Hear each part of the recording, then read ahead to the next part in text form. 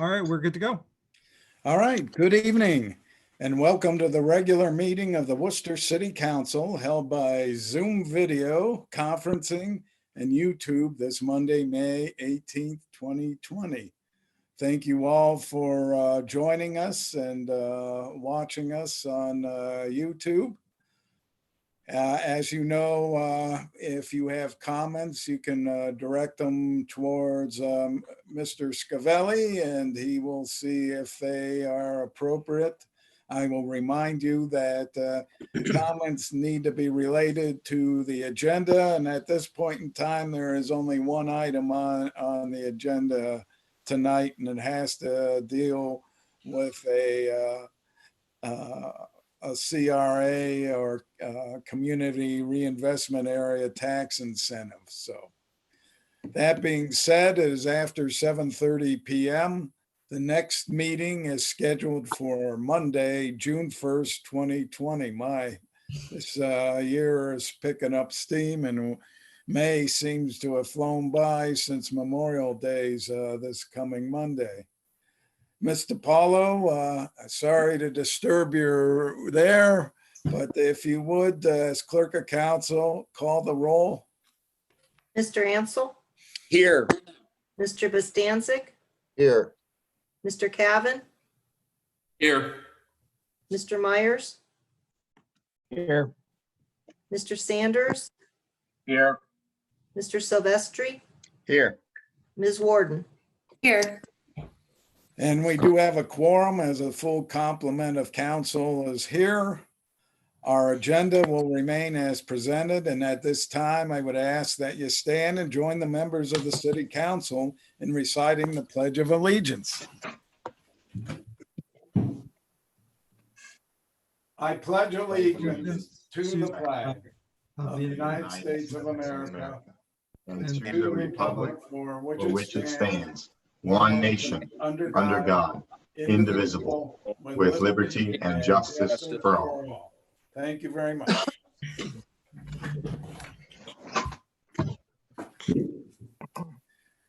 I will now be looking for a motion to approve the minutes of May 4th, 2020 council meeting.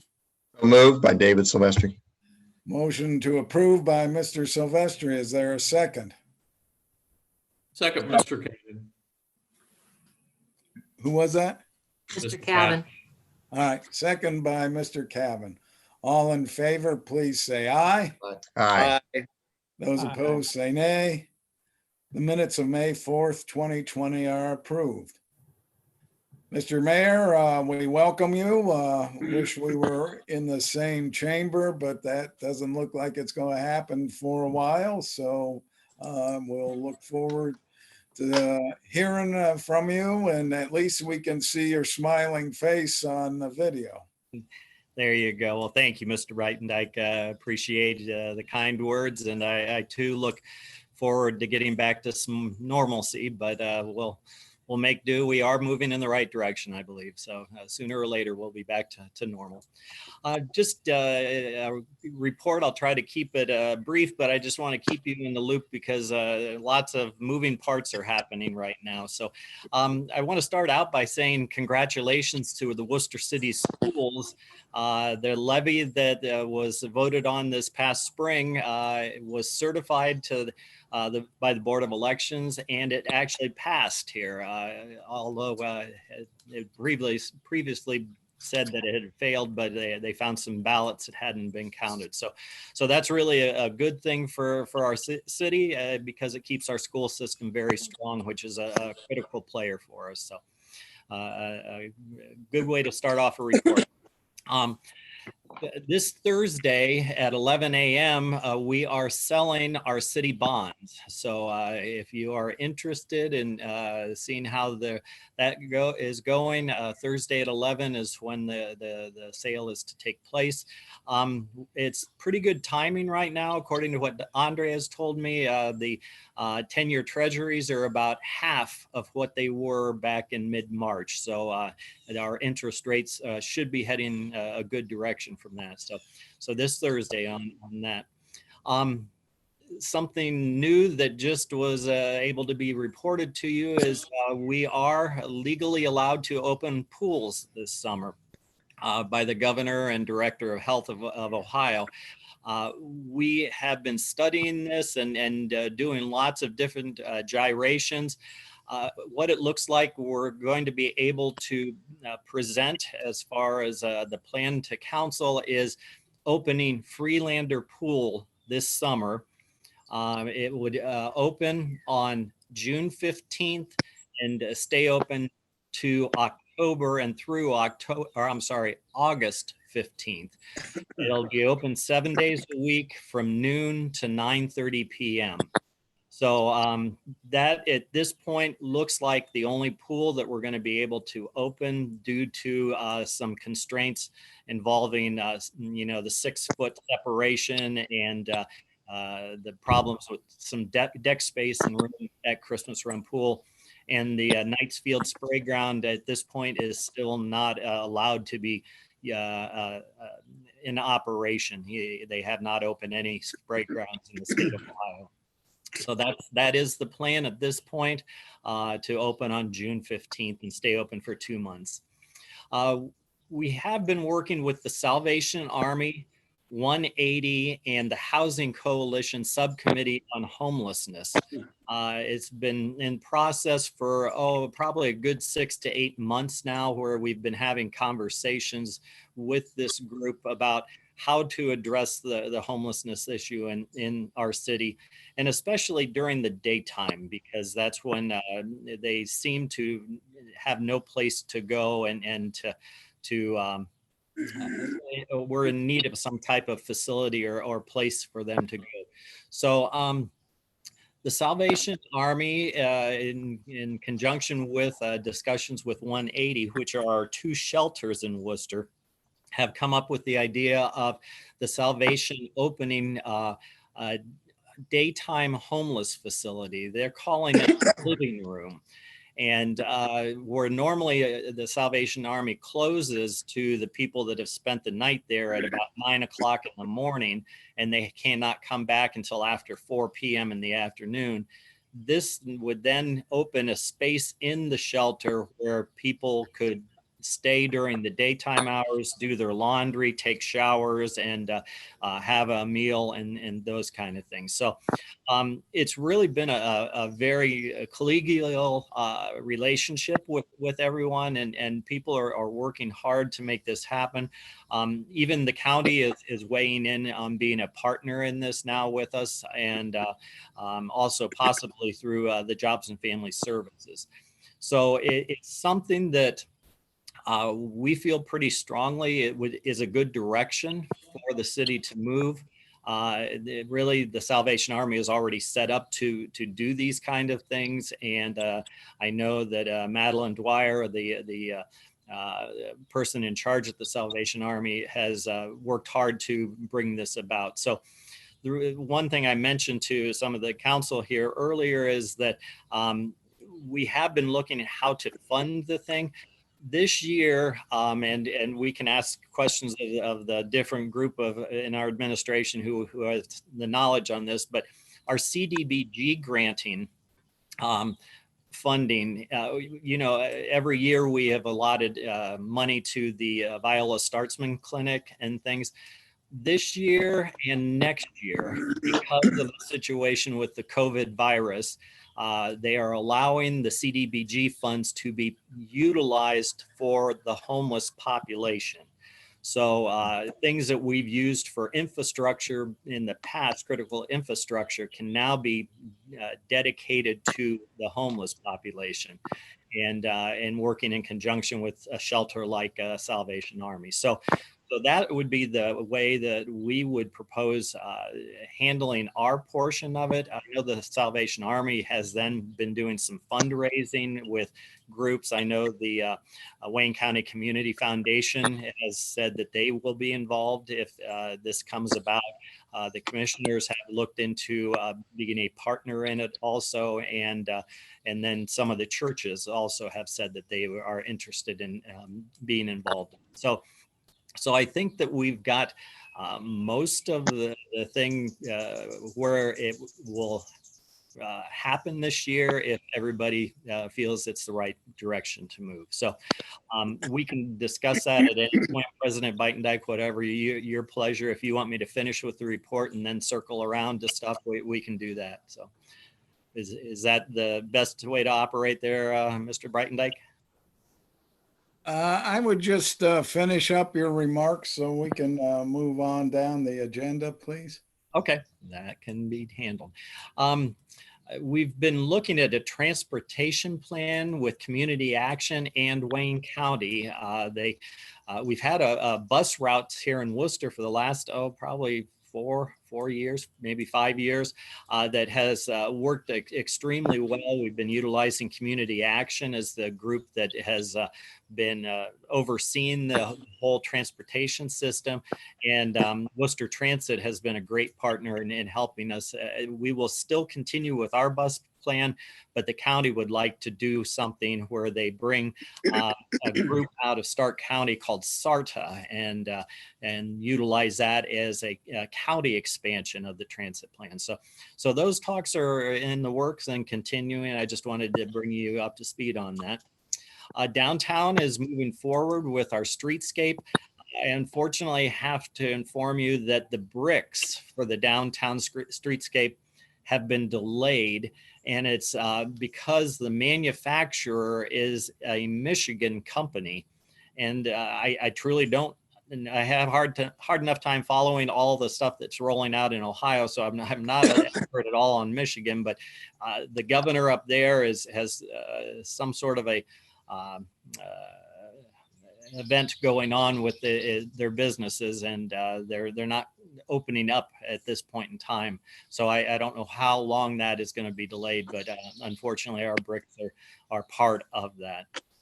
We do have the temporary sidewalks across the area that has already been paved that are working now and actually are a safe way to get across it. But unfortunately, we do have that delay facing us.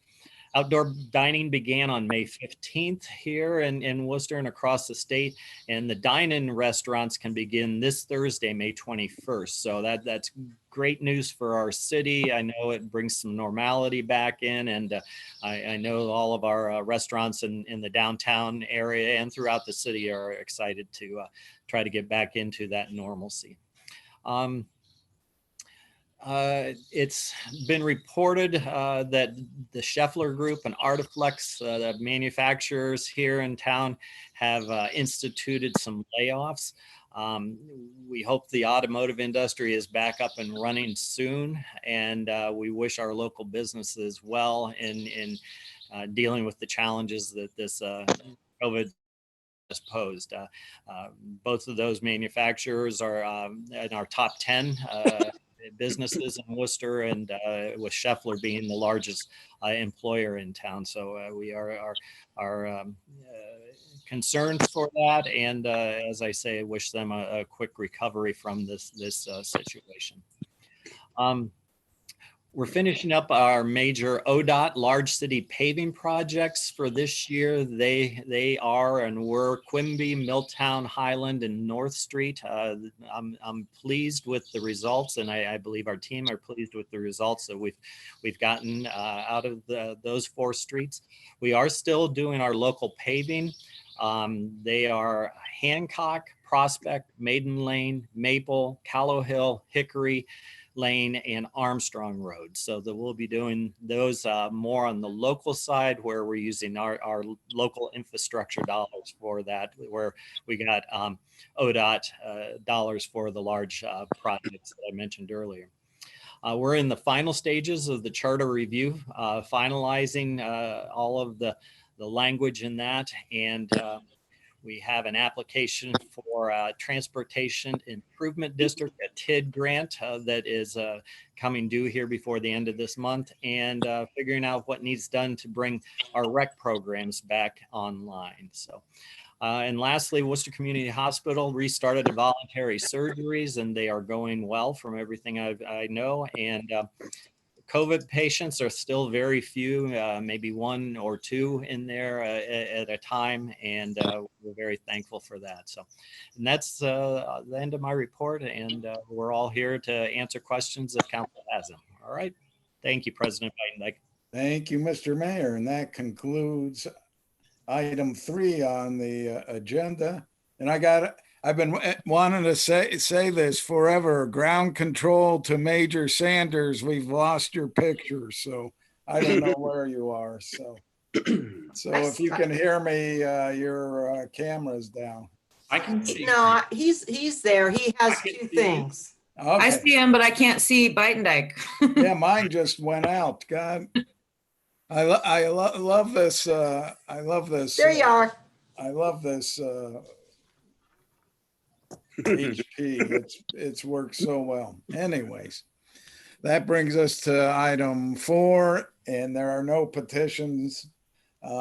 Any communications from the public there, Mr. Scavelli? We have none at the moment. All right. So that brings us to item 5, committee reports, which I know there are none, and there's no public hearings scheduled that I'm aware of unless I got snuck on the agenda without letting me know. That being said, there's no unfinished business under item 6, which brings us to item 7, new business, of which there is one item, ordinance number 2020-17. And I think Mr. Ron Nagy's here to represent Caliber. So he will be available if you have questions. But before we get that far, I will note that this will be presented by Mr. Ansel, and it is scheduled for 3 readings. Before I get to you, Mr. Ansel, I will ask Ms. DiPaolo to please read the title. Ordinance number 2020-17, an ordinance authorizing the mayor to enter into an agreement with Timothy Enterprises LLC and Caliber Holdings Corporation for community reinvestment area tax incentives and declaring an emergency. Mr. Ansel, the floor is yours. Thank you very much, Mr. President. This evening, we have a very exciting piece of legislation as it relates to capital investment in the CRA corridor on State Route 585 on a ongoing business expansion. The new operation, Timothy Holdings LLC, will be the developer landlord of the property, and Caliber Holdings Corporation, tenant employer, Nagy's Collision Repair, have applied for a 10-year, 50% CRA, Community Reinvestment Act, for their planned 12,150 square foot auto body repair center that will include window repairs and light maintenance and maintenance for vehicles, as well as collision and auto body repair. It's a wonderful location in a heavily trafficked corridor. The market analysis that was concluded by the owner, by the investors, indicate that it will improve their traffic count by 300%, which provides much greater visibility and interaction servicing our local community. I noticed Jonathan Millay was here this evening. I'm going to let him talk about a couple of the intricacies associated with this CRA. It is a bit different and unique, but it's certainly, with the $1.6 million plus investment, meet the criteria for a CRA. It has the support of the Wooster Chamber and the Wooster Growth Corporation. And since it is a 50% abatement or CRA, it takes the current tax value being derived for this modified parcel, which is currently valued at about $3,593 annually, to, with the abatement, $20,908. So it's a significant increase in terms of the realized tax gain associated with this significant investment. Again, the property owner will be enjoying a 50% abatement for 10 years. So the cumulative will have netted property taxes of $209,080 and will save the investor the same amount. So the post property tax gain will be $41,816. So again, a significant investment. The facility architect and design is going to be a very attractive facility.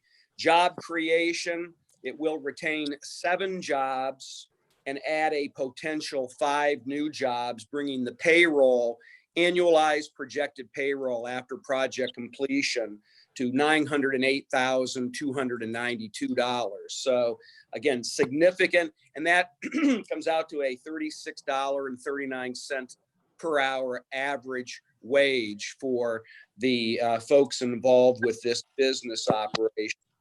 Jonathan, I'll turn it over to you because there is a little bit of a novelty or difference in this CRA that highlights the staff and administration wanted to clarify that. Those points have been made. It's covered in our request for agenda items, but I'm going to turn the floor over to Jonathan to just explain how this is different than other CRAs in the same corridor. So Jonathan, with that, the floor is yours. Thank you very much, Sean. I think that you gave an excellent summary. It is a project with quite a bit of magnitude. And we have 2 companies here, one newer to our region, and we say welcome, and another one that has quite a storied legacy and has made lots of advancement or lots of past investments in our community as well as the region. So we're very thankful for that. When it comes to some of the differences, though, when we're talking about CRA, our community reinvestment area has a primary focus on trying to rehabilitate housing stock and then at the same time encourage job creation to support the people who live in that particular area. And a lot of our commercial programs that we've worked through I'm trying to remember the number offhand, but we do rank number 3rd in the state right now for the number of commercial programs that cities produce. So the city of Worcester has been very proactive with this. When it comes to consumer-driven businesses, which this particular project would be, being high-quality repair of consumer automobiles available to the general public, that is a realm that we have abated before. But that has always involved some sort of building rehabilitation. So some examples would include the buildings that we undertook through the same program in downtown Worcester. Another example would be the remodeling and rehabilitation of the Hawkins Plaza, which caved in. And all of those involved a commercial, consumer-driven, population-driven business that was rehabilitating existing structure. When we're talking about new buildings, all of our other projects in the CRA, as well as our enterprise zone, have focused on primary industry employment. Primary means that the employees and the building, they get their money through producing a good that is sold outside of the region. People from across the world or across state lines pay for the majority of that worker's salary and pay for the majority of that building construction ultimately. And then that money comes into the economy and recirculates. And we have funded those projects. What's unique about this particular project is this is the first time we would be doing a consumer driven local population driven business that would be a brand new construction facility. And so that's one concern that staff has. Another concern that staff has is how late in the process we were brought into the request. At the time, Planning Commission had already been contacted. We understand the tenant had been secured. The other issue that is a bit of a concern also is that we do very often when we do have population-driven businesses, And even primary, you typically have a company that holds the real estate that the abatement is with, and then you have an employer that the abatement also attaches to. And in this case, the employer and the landlord are not affiliated, but they definitely, do have a good partnership, and this will be a fantastic opportunity for our community. The question that we have, though, from a staff perspective is it appropriate for CRA? Thank you, Jonathan. So, council members, we have an understanding as to why this CRA request is a bit different and unique, but we also highlight and recognize the significant investment associated with this initiative in a CRA area, designated area, that has had some new construction, not just renovated or refurbished construction. It has included both, some under the EZ format. This will be the first CRA, of course, but it is permissible. It is allowed. It just requires more scrutiny and discussion as it relates to the uniqueness, as Jonathan has highlighted. So with that, and based on the timeline request, and we can have some discussion, but I'm prepared this evening to motion to waive the rules of council and move this to third and final reading for a vote. I think we all understand the dynamics in the program involved here of a well-recognized business entity. And while the collaboration between Timothy Holdings and Caliber Holdings is a bit different and unique, it's certainly permissible and allowed. And the reduction, of course, benefits the tenant and the property owner, because it is reflected in their monthly rental cost and the 10-year amortization schedule. So we can understand and appreciate the business dynamics associated with the lower tax expense, especially based on the dollar volume associated with this initiative. So with that, I would motion to suspend the rules and move ordinance 2020-17 to third and final reading this evening. Hey, John. This is Yes. Bill. Can I say a few words? Oh, yeah. But I Before thought we, motion? Can we have a vote on the motion and then we can have discussion? Okay, that would be my recommendation. okay, thank you. If we're not going There's to been a discuss, motion by Mr. I'm gonna vote Hanson no. to suspend the rule requiring 3 readings for an ordinance. Is there a second? Second. Is that Mr. Sanders? There he is. So seconded by Mr. Sanders. Ms. DiPaolo, would you please call the roll on the motion to suspend rules? Ansel, Yes. Cavan, No. Warden, No. Myers, no, Sanders, Yes. Silvestri, Yes. and Bostancic. No, Well, the rules are not suspended, so do you wish to have further discussion here or just? Yeah, absolutely. Yeah, we can have some discussion, and then it did not move, so we'll keep it on the agenda for a second reading. But yeah, I would open the floor for discussion.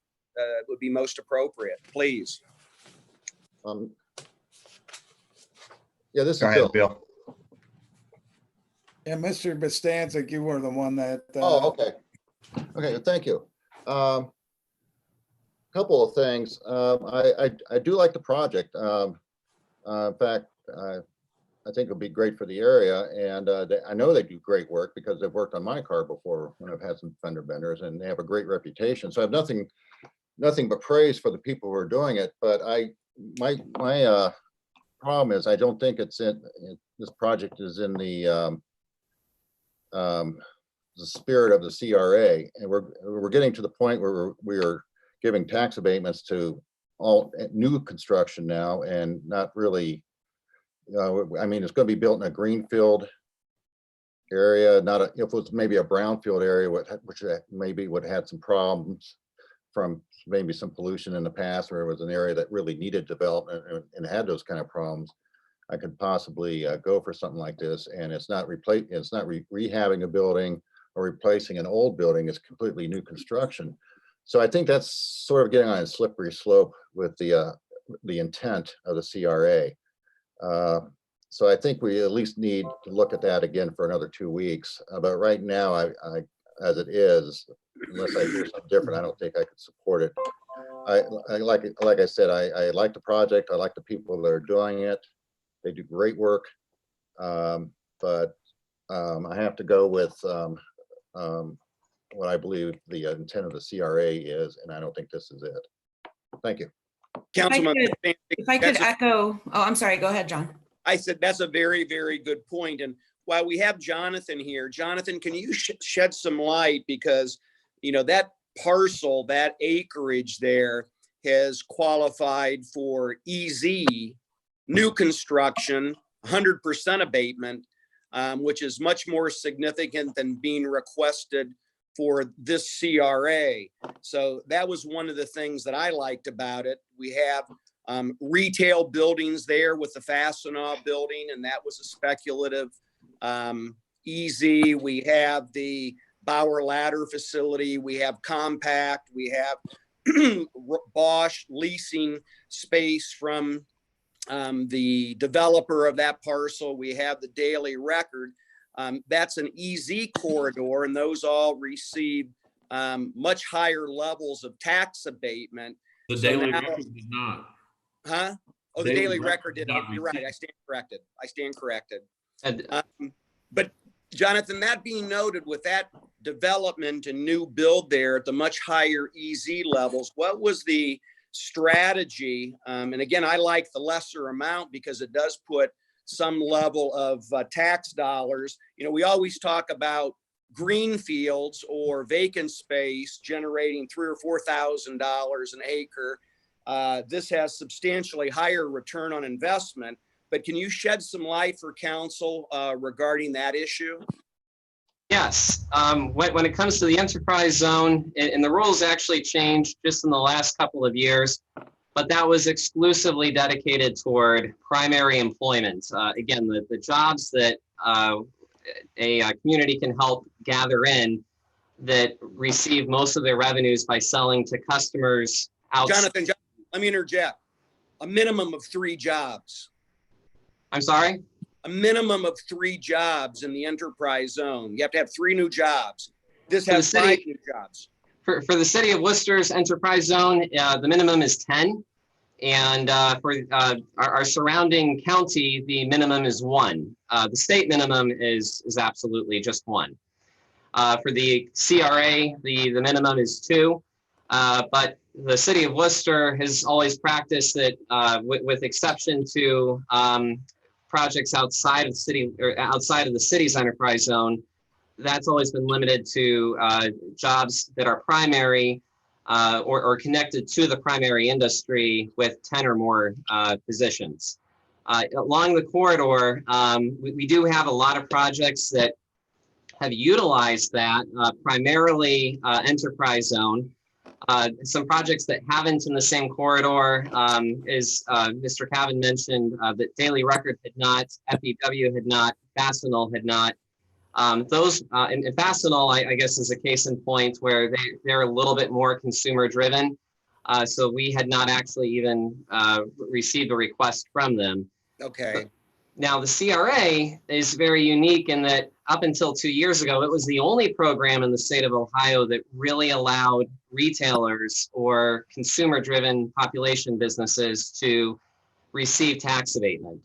And that's why CRA would be a permissible option for this, particularly at the level that they were requesting at 50%. Enterprise zone can be a possibility now with retail. It does require a vote of approval, not only from Worcester City Council, but it would require a vote of approval from the Worcester City School District and also require a legislative change on our part. And that might be something maybe we could discuss a little bit later on. But I hope I answered your question. No, your point, yeah, your point's made, absolutely. So the CRA was used because it fit more of the requirement, even though it's a bit unique, it's still applicable and allowed, but it has to have council's approval, review and approval. So thank you for that clarification.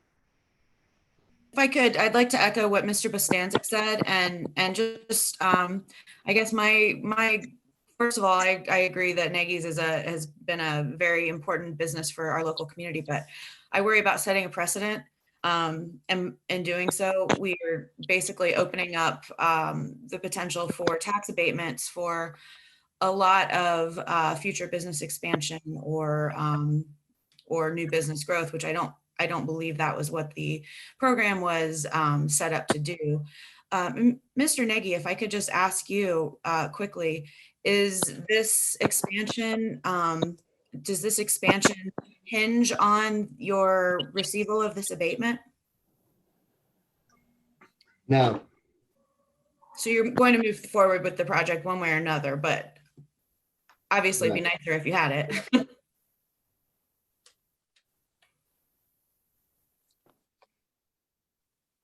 Okay, thank you. Good. Are there any This is Scott questions Myers. or feedback? Yes, Scott. Yes, please, Mr. Myers. Yeah, if and when I've ever had like any car issues, I've taken it to Ron, to your shop, and I think you guys do excellent work. I appreciate the participation in the community that you guys give as a business. My concern, and this would be the concern that I mentioned it to some of the council members with Planet Fitness, although that was a little different. We have my concern is providing a competitive disadvantage to other auto repair shops that we have already existing in our community.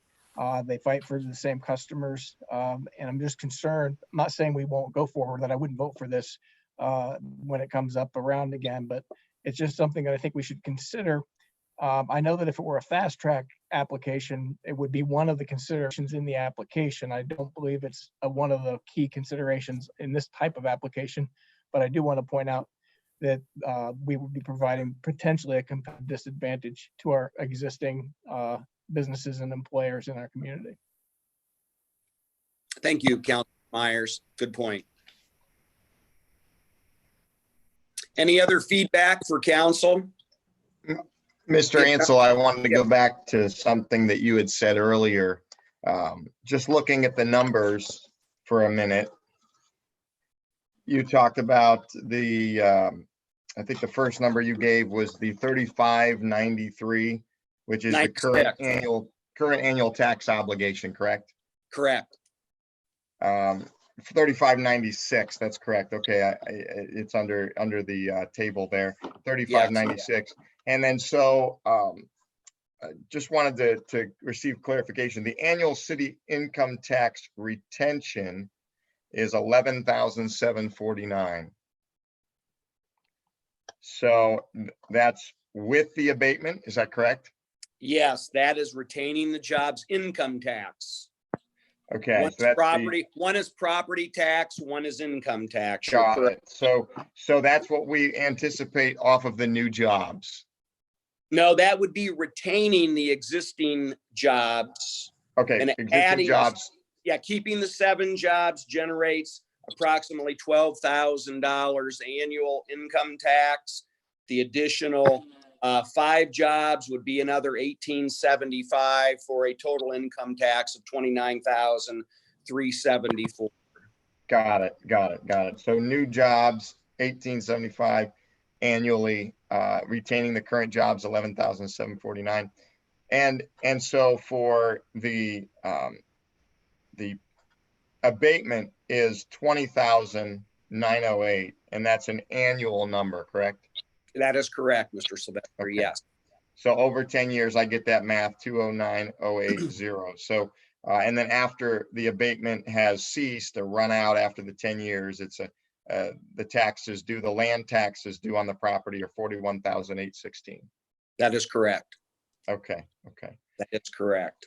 So I guess, looking at the numbers, I know it doesn't follow the physical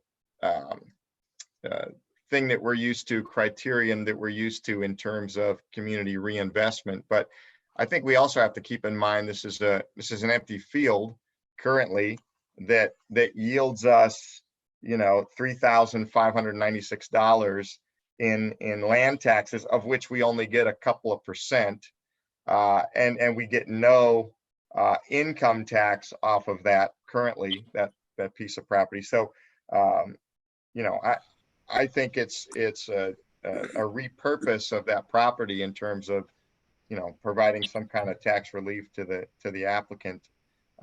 I did have a few questions, maybe while Mr. Nagy is here. I noticed that the name had changed to the Caliber, and it sounds like you're still involved somewhat with that. Could you outline that a little bit for us, maybe just to clarify? Actually, my brother and I sold to Caliber, but we retained all the buildings. So I got you. we Okay. leased the I saw buildings, you were both still at- the agent, but I did think that it had changed hands completely. So, okay.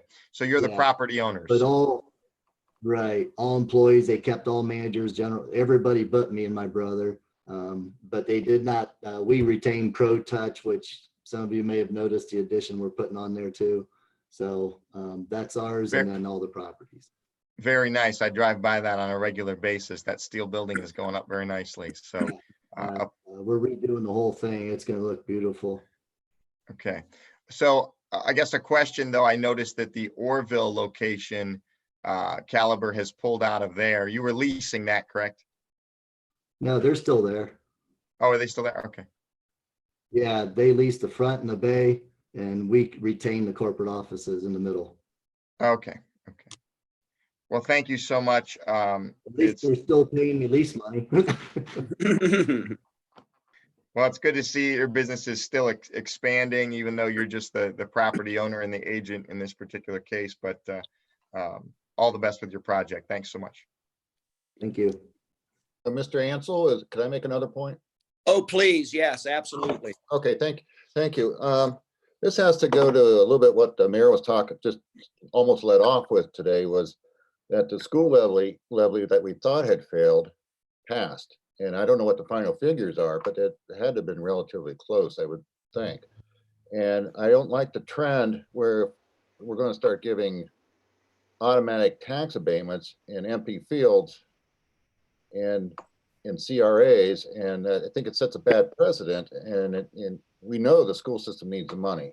And it's coming to the point where we are going to give a tax abatement for just about anything. And then this takes, and I know you're going to, in the long run, you get money, but in the 10 or 10 years or so that you give a tax abatement for what I would consider not in the spirit of the CRA, the school system is actually losing money in those 10 years. And so it's a bad trend. And I think the last vote on the school systems levy would maybe give us a little bit of pause of how much money the citizens of Worcester are going to keep putting into the school system. If we keep giving everybody else a tax abatement, why should they vote for school levy? And Well, people I'd like to weigh in and I say, think a lot of if people it doesn't get built, they're going to even lose a lot more money than what you I think. are. Well, a lot of the, and I voted. It's going to Can I be say something? with or without it. Hold on, Mr. Cavan, please. Mr. Cavan. Yes, it's already been mentioned it's going to be built with or without a tax abatement. Everything else is moot. I'm done. I'm not voting for it. It's not needed. Why are you giving away money, Mr. Silvestri? We don't need to do this. It's already going to be built. We're done. John, can I say another thing? Oh, Mr. Silvestri, please. Thank you, Mr. Cavan. Thank you. That was a very relevant question. Councilperson Warren, thank you for clarifying that. So, yes, Mr. Silvestri. I don't necessarily feel that I need to defend that position. I mean, it's very difficult for businesses to have to fulfill all their obligations and to continue to move forward. I guess if I look at an opportunity that someone has taken to apply for, a little bit of relief in that way to make their business a little bit more viable, I'm more than happy to provide abatement. When you look at the tax structure, disproportionately, businesses pay more than their fair share when it comes to tax, and residents get off pretty easy in terms of their tax obligations. So I would say over the years, the weight of taxes on a business has become so cumbersome. It's disproportionate. I mean, we have to remember that. We have to remember that when people go to start a business, that the taxes required are huge, and maybe someone else would want to speak to that. I look at an opportunity to relieve that as a way to make business more viable and to encourage the creation of new business. Mr. Ansel? Yes, Mr. Myers. But I appreciate both sides of that argument are both interesting conversations for ongoing. And Mr. Bostancic, although I understand your point about we don't want to just give willy-nilly tax abatements, this particular business applied for and met the criteria for what the guidelines currently are. If we wish to change our guidelines or the law within the city of Worcester and how we give them, that's a whole nother conversation. But they did successfully apply and complete the application and were approved by Jonathan Millay and his team. My bigger issue is not willy-nilly giving the tax abatements, because we do see an increase versus having just a field. My 2 points are, one, Mr. Nagy could take it outside the city, in which case we wouldn't be getting the income tax that we're currently getting, and he could simply just move up the road a little bit onto a different field. The other issue, though, but I think we should think through, and again, I'm more inclined to support it, Ron, than I am not to, but I'd like council to think through the precedent. I like your business. I like you and your brother for years. My issue is, what if the next one comes along and it's somebody wanting to compete with a business like yours that I would support and that's been a part of our community, but they're going to compete and maybe put somebody like your business in a business because we've given them a competitive disadvantage. What about the auto body and repair shops that we currently have? Maybe they employ 6 or 8 people. They're downtown, or they're not getting abatement, and this gives them a disadvantage. When we lose those jobs or those businesses close, there's consequences that could happen. We don't know that they will, but we need to make sure that we don't put ourselves in a position. Can't really think of a really good example other than, if a dairy wanted to come in and compete with Daisy's been a very good corporate citizen for us. Would we abate them in such a way that they were able to detrimentally hurt a business that we already have in our community? That's my only concern. Scott, can I make a point on what you just said? Would that be okay? Please. Okay, thank you. I Please, didn't want to interject myself where I shouldn't have. I understand what you said, that they did make they did make the requirements under the CRA, even though I don't think it was in the spirit of the CRA. But from what I understand, and I think it's in our package, is that CRA's treatment is a discretionary and not an entitlement. I think that's what was written in there. So they can That's meet all, correct. they can meet That's all, the exact terminology. right. Council. They can meet all the requirements, but if as a council, we think maybe it's not in the spirit of the CRA or would set a bad example, I think we are obligated to look at it more carefully and maybe to vote no on something like that. And I think that's what that is. I agree with your comment. Well, my point was that he met the criteria to bring it to council. It is now up to us to weigh those Exactly. circumstances, as well as a competitive disadvantage potentially for other existing companies and those things. That's exactly, I think, what we need to do here, Bill. You're right. Thank you. Healthy discussion this evening. Thank you. We'll leave this on first reading and we'll discuss it further in 2 weeks. Thank Boy, you. we sure do know how to take a one-item agenda and drag it out. Well, this was unique and different, and the dynamics are certainly much different than we've dealt with in the past. So it was healthy. Everyone made very good and valid points. Thank you for that. Very insightful. we have some time to ponder this, and we can let it go the full, 3 readings if that's required. But I think everybody understands why this is different and unique, the pros and the cons. And I think in a couple of weeks, we can sit down and we can make that vote and that decision and proceed accordingly. Thank you, everyone. The feedback was very enlightening. Well done.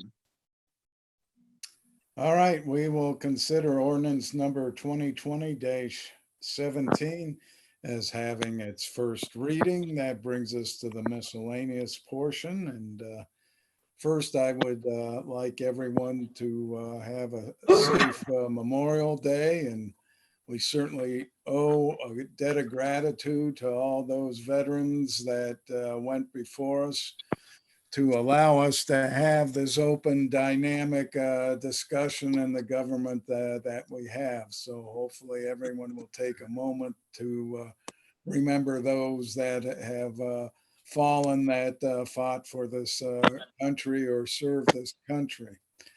And a quick shout out to my colleague who once again allowed me to borrow his flag for tonight's meeting, Dave Tadero. And finally, I'm hoping that maybe August we can possibly commence having meetings in person instead of being on video. So that would give us a couple of months to see how things shake out with our reopening of the economy and business. But wouldn't hurry things like some of the other businesses have felt necessary. So anyways, that's my thoughts on that. So let's start with Ms. Warden tonight and miscellaneous. Thank you, Mr. Biden. I'd echo your sentiments that I wish everybody a happy and safe Memorial Day weekend. And, with businesses reopening and some public facilities reopening, I just like to encourage people to be patient with the business owners as they navigate the changes that they're trying to make in order to keep everybody safe and healthy.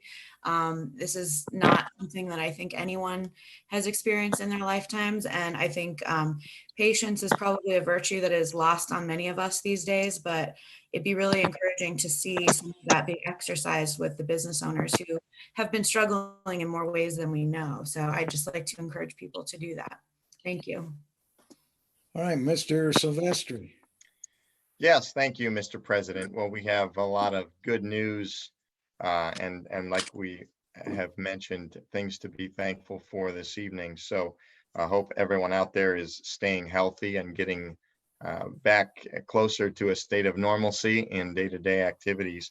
I wanted to thank the mayor for his comments and bringing us up to speed on the work that he's been doing with the Salvation Army 180, the Housing Coalition. And I know there's other groups too that have been working on the homeless issue.